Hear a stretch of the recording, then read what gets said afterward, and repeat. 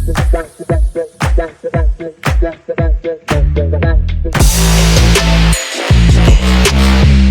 আমরা দেখব কিভাবে আমরা প্রেজেন্টেশন স্লাইডে নিচের দিকে ওয়াটারমার্ক কিভাবে দিতে পারি। সো ওয়াটারমার্ক দেওয়ার জন্য প্রথমে আমরা একটা স্লাইড ওপেন করে নিলাম। তারপরে আমরা ভিউ বাটনে চলে যাব। উপরে যে ভিউ বাটনে এখানে ক্লিক করব। ক্লিক করার পরে দেন স্লাইড মাস্টার নামে একটা অপশন আছে, এখানে ক্লিক করব। এটা ক্লিক করার পরে দেন সবার প্রথমে যে পেজটা আছে সেখানে যাব। দেন আমরা একটা হোমে যাব। হোমে যাওয়ার পরে দেন শেপ আছে, শেপটা পুরোটা এরকমভাবে নিব। নেওয়ার পরে দেন শেপ ফিলে যাব।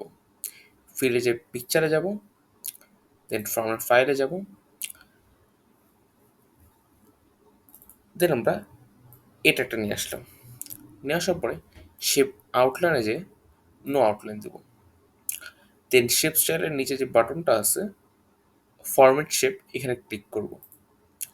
ক্লিক করার পরে দেন ফিল অ্যান্ড লাইনে যাব।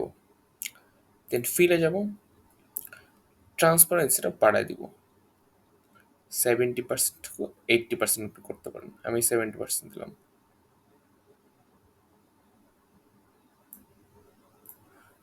আপনি চাইলে এখানে লিখেও দিতে পারেন। লিখে দেওয়ার পরে এখন এটাকে চাইলে একটু বড় করে দিতে পারেন, মাঝখানে রেখে বড় করে দিলাম। দেওয়ার পরে